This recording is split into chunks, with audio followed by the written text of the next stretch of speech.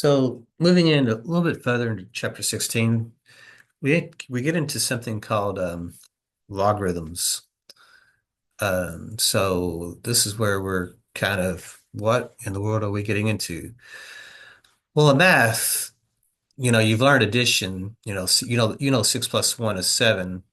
And if you go the other direction, if you go what we call inversely, what you do is you can rewrite an equivalent subtraction problem. 7 minus 1 is equal to 6.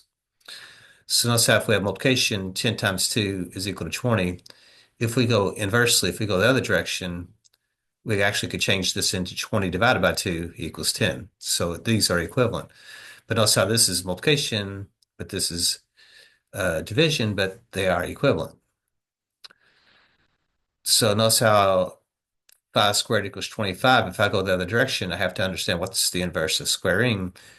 Well, that's where we get into the square root symbol, the radical symbol. So the square root of 25 will take us back to 5. So the square root symbol for some of us is a new symbol. We're not really sure what in the world it means, but remember, if I give you the square root of 36, our thinking is what can you square and get 36? Well, that would be 6. So they're looking for what's called the principal root, the positive answer there. Now, as we move into algebra and talk about the variable x, what number can we add to 2 to get 12? Well, we know that 10 plus 2 is 12, so the solution would be 10. But you can also use inverse thinking, and you can say, well, instead of saying x plus 2 is 12, you could say 12 minus 2 is x. So then 12 minus 2 would give you the solution of x would equal then this 10. So that would be your solution. So what number times 5 is 20? Notice how if you go the other direction, you can say, well, 20 divided by 5 is going to equal x. So our solution would be 4. So does 4 times 5 give me 20? Yeah. So if I have what number squared gives me 100, inversely, if you go this direction, the inverse of squaring is actually take the square root of 100 is going to give you x. Now this one, a little trickier because what number can you square and get 100? It's actually going to be not only a 10, but a negative 10. So our calculator does not have the capability of kicking out two answers at once. Our calculator only kicks out one answer. So we have to pay attention to this equation that our calculator is limited. So you can actually square a positive or a negative number to get 100. So there's actually two solutions to this equation. Now, the next question, is 10 to the what power is 10,000. Inversely, we have what's called a logarithm. So the log of 10,000 base 10 is going to give me what x is. Now, a base 10 log can also be written as the log of 10,000 is equal to x. So on our calculator, if I want to know what this exponent is, I can actually take the log of 10,000 because the log of 10,000, what this is asking is, notice how there's this base 10. What this is asking is 10 to the what power is 10,000. So we could probably say, well, that's 4. So the log of 10,000, notice how there's an LEG button on the calculator. If I want to type the log of 10,000, I can. The log of 10,000, it's a common logarithm. That means a base 10 logarithm. That's going to give me then answer 4. So when you do logarithms, keep in mind your answer is actually the exponent. So if I gave you, say, the log of, say, 8 base 2, the answer to this is the exponent of the 2. So what this is asking is 2 to the what power is actually 8. So you should say, well, 2 times 2 is 4 times 2 is 8. So that means x should equal 3. Now you can actually type in the log of 8 base 2 into your calculator. So if I go to math, if I scroll down a little bit,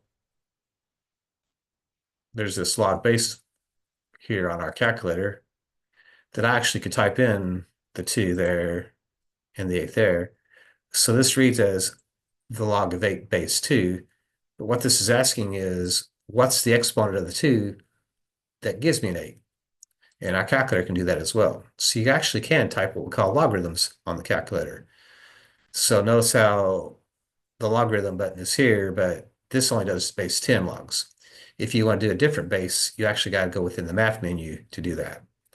So again, if I wanted to know what, say, the log of 125 base 5 is, what this is asking is um, what is that answer? This is basically saying 5 to what power is 125?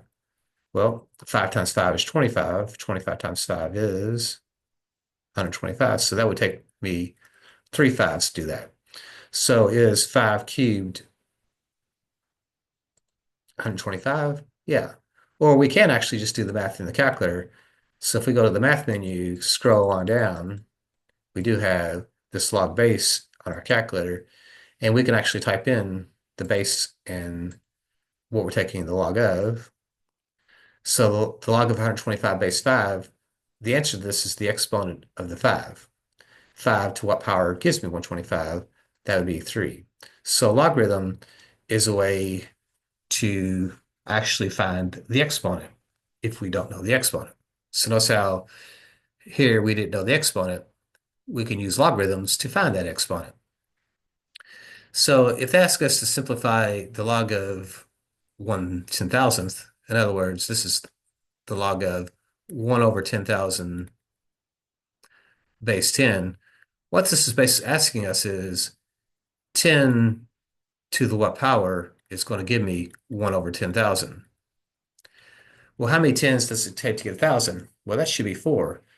But remember, to make a reciprocal, we would need a negative 4.